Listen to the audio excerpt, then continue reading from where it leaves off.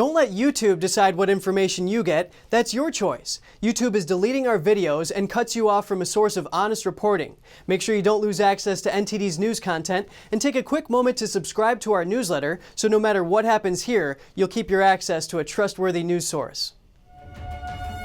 And Beijing has reportedly tested a new weapon that could pose a nuclear threat to the U.S.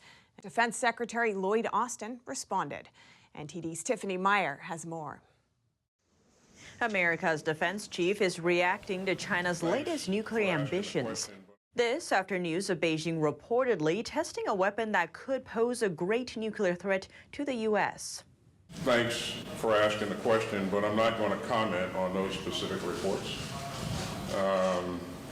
What I can tell you is that we watch closely China's development of armament and advanced capabilities and systems that will only increase tensions in the region. You've heard me say a number of times that China is my pacing challenge, and we're going to remain focused on that. Beijing denies the test. It says it tested a space vehicle, not a nuclear-capable hypersonic missile. But what would make the testing of such a weapon so unnerving if it did happen? Experts say if China can combine this weapon with a specific type of nuclear weapon delivery system, America's defense system would have difficulty detecting a nuclear attack from China.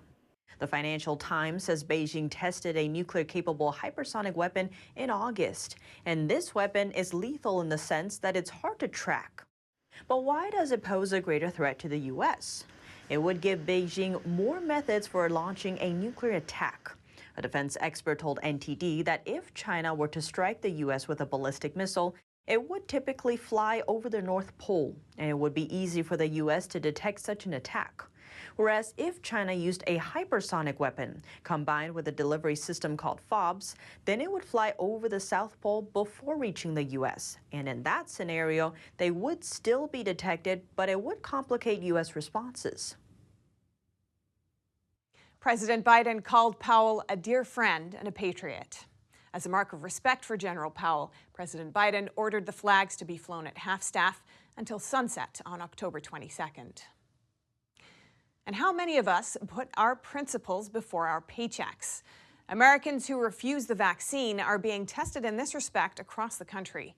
An ESPN reporter is one of the latest to hold the line, putting her grip on the mic to rest, at least for now. NTD's Miguel Moreno has that story.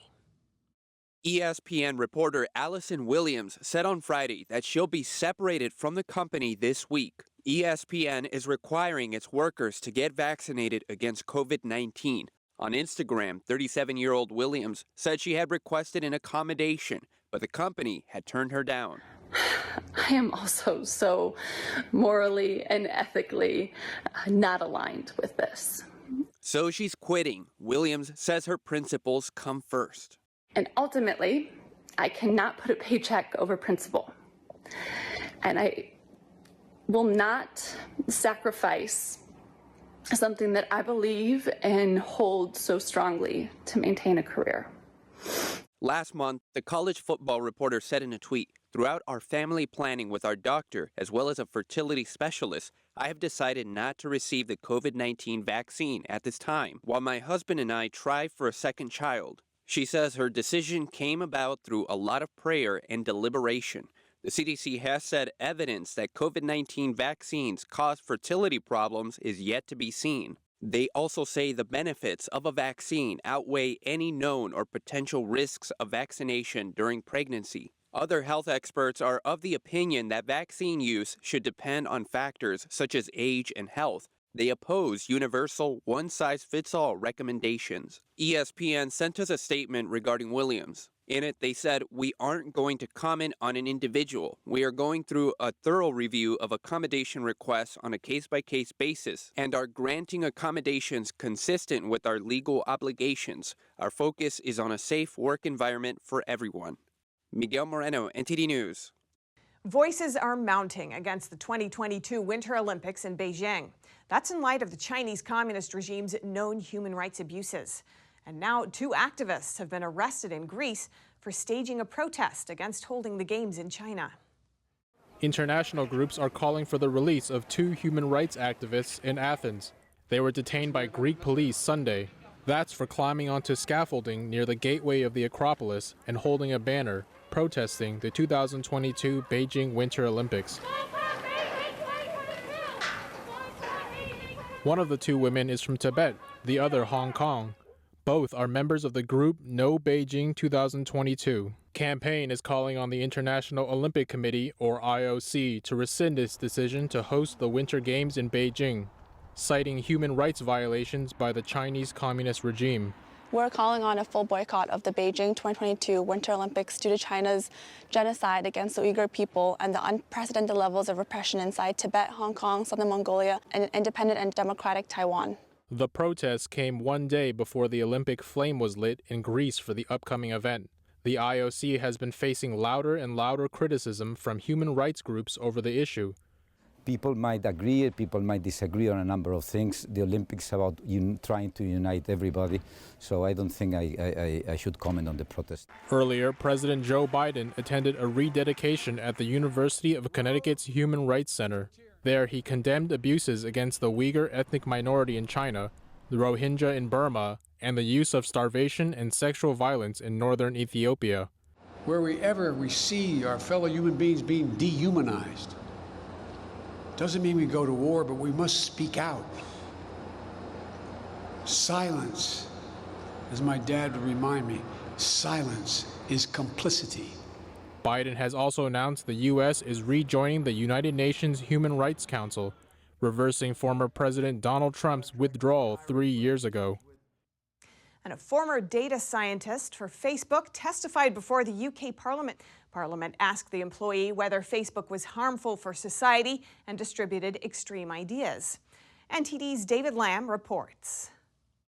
Former Facebook employee Sophie Zhang testified remotely before British lawmakers. Zhang was a data scientist at Facebook, but was fired in 2020. She criticized the tech giant for not doing enough to tackle hate and misinformation, particularly in small developing countries. She mentioned that Facebook can be used to impact credibility, especially regarding fake account following. Are you saying that the harm is that someone appears to be more popular than they are? Exactly. And so because the appearance of popularity is important in a multi-party political system like Britain. If someone needs to decide, do I vote for this candidate or another, who both share my views, I just want to know who has the best chance of winning in my constituency. One way that they will do so, presumably, is looking on Facebook. She also said that other people have talked about how certain social media algorithms incentivize people to post viral content based on sensation. This is where things like hate speech and misinformation come into play. Because what's the concern is really is not free speech, but rather freedom of distribution.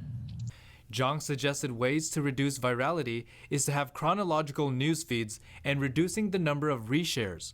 Another Facebook whistleblower, Frances Haugen, testified before U.S. Congress early this month. She spoke out about children's safety on Facebook and Instagram. David Lamb, NTD News, California. Hundreds of Southwest Airlines employees protested outside the carrier's headquarters in Dallas against the pending vaccine mandate. This is according to on-the-ground footage. NTD's Grace Coulter speaks with an airline pilot about the federal mandate and the growing pushback against it. Thanks, Steph. So the vaccination deadline for federal contract workers is fast approaching. Included in this group is most commercial airline staff. But a large resistance is brewing beneath the surface, and not just by the unvaccinated, but also by the vaccinated. A pilot from a major U.S. airline tells us that airline staff nationwide are banding together to oppose the federal mandate. The pilot we spoke to is part of a grassroots coalition of transportation industry employees called U.S. Freedom Flyers. The group is fighting back against the mandate and has also partnered with other organizations to take legal action. We can't share with you which of the major U.S. airlines the pilot works for due to his company's policy, but we can tell you that he's been flying in the industry for over 20 years. Here's pilot Jason Kunish telling us more about the pushback going on behind the scenes. What I can say is an estimate, I'd say 30 to 40% of the airline industry as a whole are against the mandates, and that's just the people who haven't been vaccinated. See, we are U.S. Freedom Flyers are not pro-vaccine, we're not anti-vaccine, but we are pro-informed consent. And that brings a lot of people together in support of this, because even those who have chosen to get the vaccine for their own personal reasons, they did that on their own accord. And they realize the importance of allowing everybody to have that same freedom of decision-making and informed consent when it comes to a medical procedure done on them. Kunish says it's not just airline staff. He says people are uniting against the federal mandate across the whole transportation industry, including shipping and cargo. This is able to galvanize a lot of people together, because they realize if this is allowed to happen now with this vaccine, we don't know what it's going to mean tomorrow, not just with what medical procedure, but also what you need to do. We're saying now, or we're seeing that the vaccine requirement is linked to your employment. You can't be employed at a certain place because of your vaccination status. Well, what is it going to be tomorrow? Nobody knows. You can't cash your Social Security check unless you're vaccinated. You can't access your retirement and your 401k unless you're vaccinated. And so that's why we need to stop this now, here, because it's a very slippery slope into what tomorrow could bring, and that's dangerous. Kunish told us that U.S. Freedom Flyers doesn't support workers going on strike to protest the mandate. The group instead encourages workers to stand their ground and stand together to send a message. And that way, he says, any disruptions caused by layoffs or suspensions for not complying with the mandate will be the fault of the federal government. Kunish also told us that despite reports that the mandates are working, their internal communications tell a different story. We are getting email after email after email and phone call after phone call after phone call saying, I'm holding the line. I'm not going to bend to this in any way. I'm going to stand strong, and because I'm a person of conviction, and I'm not going to do something to my body that I don't give 100% consent for, regardless of the consequences. And so there's a lot of strength in that. And I think the more people realize that, hey, my brothers and sisters here, we're together in this, that's where our strength comes in. And it's not in any way to be disrespectful or to really push back against the company, because again, we are so thankful to the company. We were able to perform this career that we've had for so long. It's the federal mandate. That's what we're pushing against. And that's if we stand together. And that's also an example for other employee groups of other companies. If you can stand together, a lot of times they can't replace you. And so that's where your strength comes in. Republican Senator Josh Hawley on Monday urged the Special General for Pandemic Recovery to open an investigation into layoffs of unvaccinated airline workers and potential misuse of pandemic relief funds by airlines. In a letter, Hawley said Congress provided unprecedented funds to airlines during the pandemic on condition that they did not lay off employees. Yet, according to recent reports, some airlines have been laying off staff who declined to comply with the vaccine mandate imposed by President Joe Biden. A number of U.S. officials and lawmakers are also looking to mandate vaccines for domestic travel. Kunish tells us U.S. Freedom Flyers is also fighting for passengers. He says if they can stop the mandate for airline staff, they have a better shot at stopping the mandate for passengers. Steph? And now to the supply chain shortage, which is getting so bad even children's school lunches are being impacted. NTD's Phil Zoe has the story.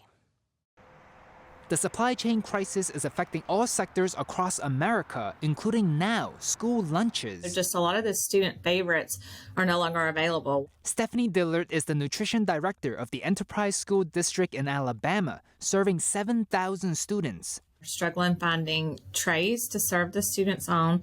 We're struggling to find chicken products. We struggle to find, this morning we got our outs list, Pop-Tarts are shortage. That includes plastic forks. How are kids going to eat without utensils? We will go to grocery stores. We will go to Sam's Club. We'll go to Walmart. We'll buy everything we have to so we can serve our students. The public school district in Denver says they're struggling to find enough milk to serve every student. It tells Business Insider they're prioritizing milk for breakfast and recommending that parents give kids reusable bottles. U.S. schools serve 500 million lunches per month during the 2018 school year. Even last year during the pandemic, Over 300 million lunches were served each month. President Biden made a vow to fix the supply chain issue last week. Never again should our country and our economy be unable to make critical products we need because we don't have access to materials to make that product. Dillard and her team in Alabama are staying positive, doing whatever they can. We could just get people back to work in America. That would help tremendously, especially from the manufacturers. We desperately need truck drivers to bring in the groceries. Phil Zhou, NTD News. Is the European Union pushing an ideology on individual countries? One think tank head says yes. Friction between Poland and the EU is just the latest clash between the bloc and one of its member states. NTD's David Vives has the details. Tensions between Brussels and Warsaw continue to escalate. A Polish court ruled on October 7th that some parts of EU treaties are incompatible with the Polish constitution. The dispute is centered around a battle of values over issues such as judicial independence, media freedom, and LGBT rights. This is not the first time that EU policies clashed with the member nation's sovereignty. According to think tank president Henri de Lesquen, Brussels should not interfere with the country's constitution. The constitution of a country is the highest expression of the rule of law that a nation is built upon. So the constitution has to be preserved and protected from any foreign interference. Hungarian Prime Minister Viktor Orbán backed the decisions of the Polish court. Orbán himself was also under fire from the European Commission earlier this year in June. That was after he banned LGBT content in Hungarian schools. This triggered a formal condemnation from the EU Commission. Hungary's decision was treated as a fiasco by the EU, and almost all heads of state in the EU backed the Commission's decision. Another example is former Italian Prime Minister Matteo Salvini, who opposed the EU's migration policy 2 years ago. His decision cast a chill over Italy-EU relations, but also with other EU nations. De Lesquen says this highlights a liberal, pro-immigrant and LGBT narrative that's being pushed on member states by the EU. On the other hand, this is a question of principle. Each nation should be able to decide and choose what is rule of law. And on the other, there is the EU pushing its ideology in a brutal manner. This ideology aims to abolish the physical limits, such as biological sex or countries' borders. In my opinion, it also aims to destroy people's understanding of good and evil. For now, there's little chance that Polexit will happen. Poland's ruling party says there is no plan for that.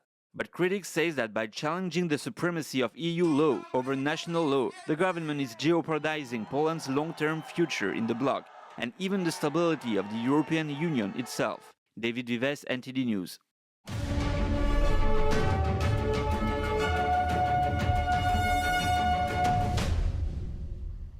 Thanks for watching us on YouTube. Don't forget to catch all of our programs on TV. NTD Evening News is on every weekday at 6:30 p.m. Find your local NTD channel at ntd.com/TV.